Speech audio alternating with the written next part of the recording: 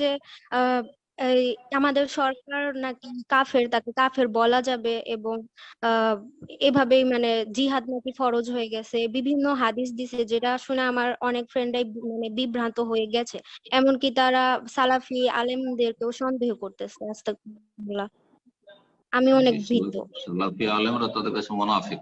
জি, আল্লাহ হেফাজত করুক। নিকৃষ্ট এরা, কেলাবুন্নার, জাহান্নামের কুকুরেরা, জাহান্নামীদের কুকুর, খাওয়ারে জঙ্গি। আল্লাহ এদের অনিষ্ট থেকে মানব জাতিকে রক্ষা করুক, বিশেষ করে মুসলিম উম্মাহকে রক্ষা করুক। জি, জেহাদ, জেহাদ কে করবে? নবী সাল্লাল্লাহু আলাইহি সাল্লামের যুগে অন্য কেউ হুকুম করেছে জেহাদের নাকি?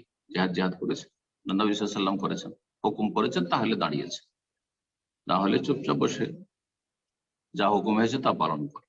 আবু বকর সিদ্দিক রাদিয়াল্লাহু খলিফা, তখন কি ওমর কোন হুকুম দিয়েছেন জেহাদের? ওমর যখন খলিফা তখন উসমান আলীকে হুকুম দিয়েছেন চলো জেহাদে যাই, ওমর না গেল, উসমান না গেল, আমরা যাই। করেছেন কেউ? এরকম নজির কিছু আছে ইসলামের ইতিহাস? এতটাই যথেষ্ট বোঝার জন্য। তারপরে জেহাদ মুসলিম শাসকদের বিরুদ্ধে পাবো, হ্যাঁ, না যারা মুসলিমদের নিধন করছে কাফের তাদের বিরুদ্ধে, আর সেটাও করবে, হ্যাঁ, শাসকের নেতৃত্বে সেটা হবে, শাসকের সিদ্ধান্ত, শাসক পারবে পারবে না সেটা অনুধাবন করবে। পাবলিক কি করে অনুধাবন করবে? তার কাছে আছে কি প্রতিরক্ষার ব্যবস্থা? প্রথম কথা, মুসলিম শাসক কাফের হয়ে গেছে, এই হুকুম দেওয়ার যোগ্যতা একটা মহিলার অথবা একটা জাহিল মূর্খ কলেজ ইউনিভার্সিটি পড়েছে অথবা মাদ্রাসা পড়েছে, সামান্য কিছু 3 অক্ষরও পড়েনি, ঠিক করে আরবি উচ্চারণ করতে পারবে না, সে এই মাসলা আর ফতোয়া দেওয়ার যোগ্যতা কি করে হাসিল করবে? সুতরাং সাবধান, সাবধান। কোন মুসলিমকে, যে কোন শাসক হোক, আর সে সরকারি প্রতিষ্ঠানের কর্মজীবী হোক অথবা বেসরকারি হোক, অথবা আপনার সামনে বাহ্যিক মনে হচ্ছে তার মধ্যে ইসলামের কিছুই নেই, কিন্তু আপনি তার অন্তর তো জানেন না, তার ভিতরের অবস্থা তো জানেন না, তার বাড়ির অবস্থা তো জানেন না, সে বাড়িতে কি করে। সুতরাং কারো সম্পর্কে যাকে আল্লাহ কাফের বলেননি, বিজাতি, অমুসলিম নয়, মুসলিম সমাজের লোক যে কোনো স্তরে, তাহলে আসল হচ্ছে যে মুসলিম। কাফের কে নাই সিদ্ধান্ত দেশের সমস্ত বড় বড় ওলামারা বসে যখন চূড়ান্ত ফয়সালা দেবেন, আর এর জন্য যখন তখন মিটিং করে চূড়ান্ত ফয়সালা নিতে হবে, লিস্ট তৈরি করবে, এটাও ইসলাম শিখায়। যদি কারো সম্পর্কে ফতোয়া দেওয়ার প্রয়োজন হয়, তাহলে দেশের যারা মান্যবর ওলামায়ে কেরাম তারা ফতোয়া দিবেন যে সে মুরতাদ হয়েছে।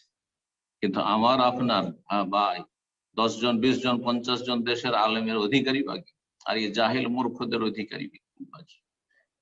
মুসলিমদেরকে কাফের বলা এটি জঙ্গিদের কাজ, এটি খারেজিদের কাজ, এটি এমন একটি দলের কাজ যেই দলটি উসমান রাদিয়াল্লাহু তাআলা আনহু হত্যা করেছিল।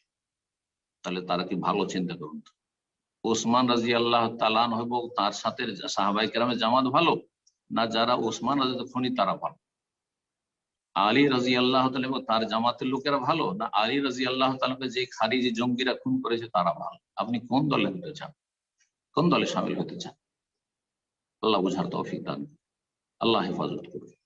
আল্লাহ রাব্বুল আলামিন মুসলিমদেরকে হেদায়েতের পথে আল্লাহ অটল রাখুন, গুমরাহি থেকে আল্লাহ বাঁচিয়ে রাখুন। এই সোশ্যাল মিডিয়ার ফিতনার যুগে বড় ফিতনা, বহুমুখী ফিতনা, তার মধ্যে একটি সবচেয়ে বড় ফিতনা মুসলিম জাতির জন্য জঙ্গিবাদ। আল্লাহ রাব্বুল এই খাওয়ারিজদের মানহাজ, এই জঙ্গিদের অনিষ্ট থেকে আল্লাহ হেফাজত করুন। মুসলিম শাসকদের হেফাজত করুন। মুসলিম শাসকদেরকে বলবো এবং তাদের ফৌরজ, তারা এদেরকে তলাশ করে করে এক একটি করে ধরে এমন ভাবে বন্ধ করে যারা আর মানুষের সাথে মিশতে না পারে, আর মানুষের গুমরাহ না করতে পারে, যতক্ষণ পর্যন্ত তাদের খালেস অন্তরে তওবা সম্পর্কে নিশ্চিত না হবে। আল্লাহ তৌফিক দান করুন, আল্লাহ হেফাজত করুন।